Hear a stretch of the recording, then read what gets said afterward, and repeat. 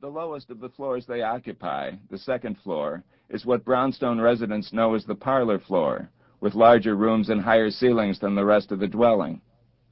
The living room faces out on West 74th, and the heavy drapes are drawn. Behind those drapes, the two men are waiting. The men have been in the house for over an hour. They were looking for things to steal and didn't care how much of a mess they made in the process.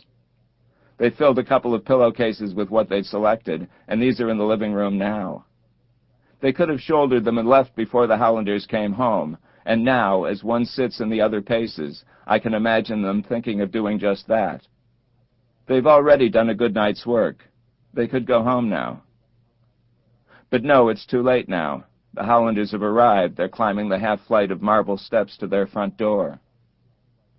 Inside, the two men hear the key in the lock. The seated man gets to his feet. The pacer moves toward the door. Byrne Hollander turns the key, pushes the door open, lets his wife enter first, follows her inside. Then they catch sight of the two men, but by now it's too late.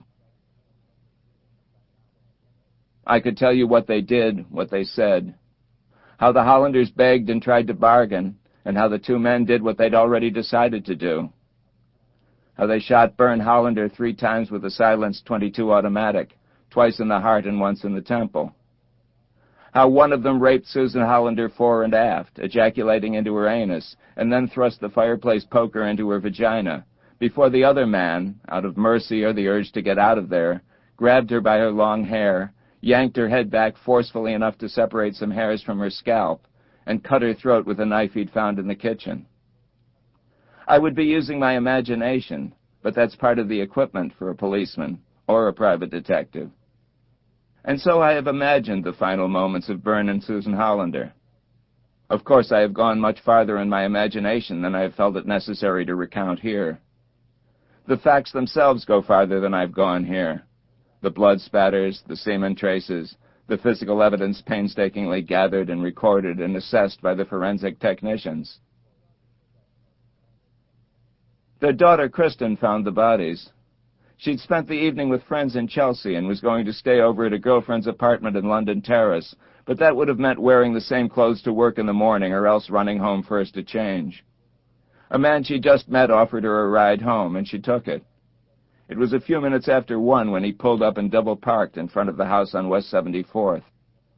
He was going to walk her to her door, but she stopped him. Still, he waited while she crossed the sidewalk and mounted the steps, waited while she used her key, waited until she was inside. Did he sense something? Probably not. I suspect it was a habit, the way he was brought up. When you see a woman home, you wait until she's safely inside before you take your leave. So he was still there, just about to pull away, when she reappeared in the doorway, her face a mask of horror.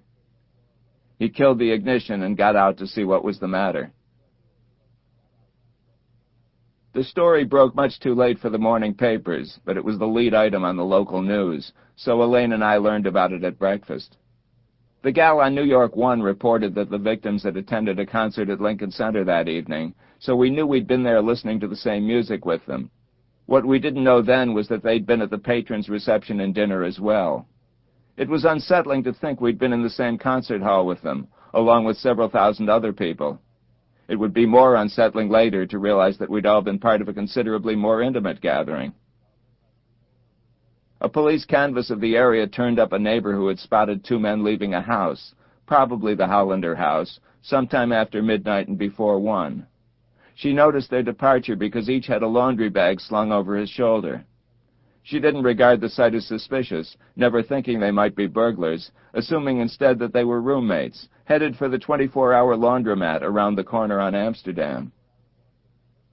The description she furnished was vague, and a session with a police artist led nowhere, as she had never gotten a clear look at their faces. She thought, although she couldn't swear to it, mind you, that one of them might have had a beard. Forensics thought she might be right.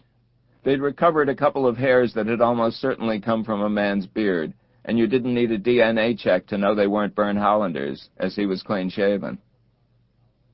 According to the woman, it was possible that one of them limped. She remembered there was something awkward about his walk, attributing it at the time to the weight of the sack of laundry he was carrying. And maybe that's all it was, but maybe he'd been limping. She couldn't say for sure. When you look into a story that sells papers, you keep it on the front page whether or not there are any new developments. The Post showed the most imagination, actually running a sketch of the suspect with the headline, "Have you seen him limping?" It showed a man with a beard and generally demonic facial features, a sack slung over his shoulder, furtively slouching.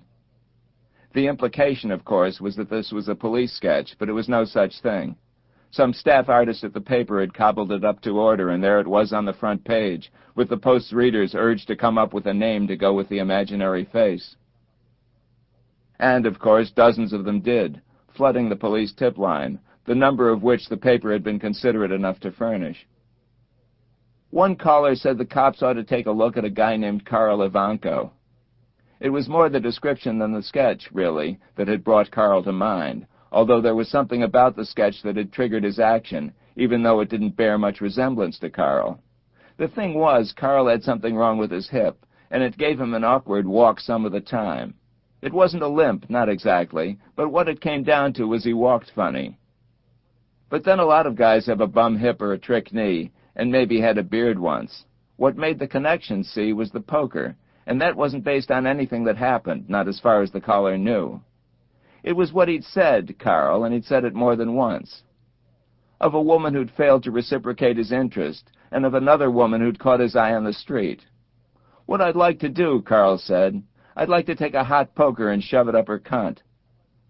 Or words to that effect. There are lots of ways to find someone when you want to badly enough, but Carl turned up on his own before they could try most of them. Brooklyn police officers responding to a complaint of a bad odor emanating from a locked ground-floor apartment in the 1600 block of Coney Island Avenue broke in to find two male Caucasians, ages 25 to 35, who had apparently been dead for several days. Documents on the bodies, later confirmed by fingerprints, identified the two men as Jason Paul Byrne and Carl John Ivanko. Both men had died of gunshot wounds. Ivanko, sprawled full length on the uncarpeted floor, had been shot twice in the chest and once in the temple, in a manner more or less identical to Byrne Hollander, and, ballistics later established, with the same .22 caliber automatic. The cops didn't have to look hard for the gun. It was still in Jason Byrne's hand. He was sitting on the floor in the corner of the room, his back against the wall, his gun hand in his lap. He had apparently put the barrel in his mouth, tilted it upward, and fired a single shot through the roof of his mouth and into the brain. Both of the pillowcases from the Hollander bedroom turned up in the Byrne apartment, one empty and wadded up on the floor, the other half full of stolen goods on the unmade double bed. Forensic analysis established that the facial hairs found at the crime scene were from Carl Ivanko's beard, and the semen recovered from Susan Hollander's anus was his as well. Posthumous X-rays of Ivanko revealed deterioration of the hip socket that would account for the limp the witness had reported and the caller confirmed. I didn't know all of this at the time, although it was all reported at considerable length on television and in the papers.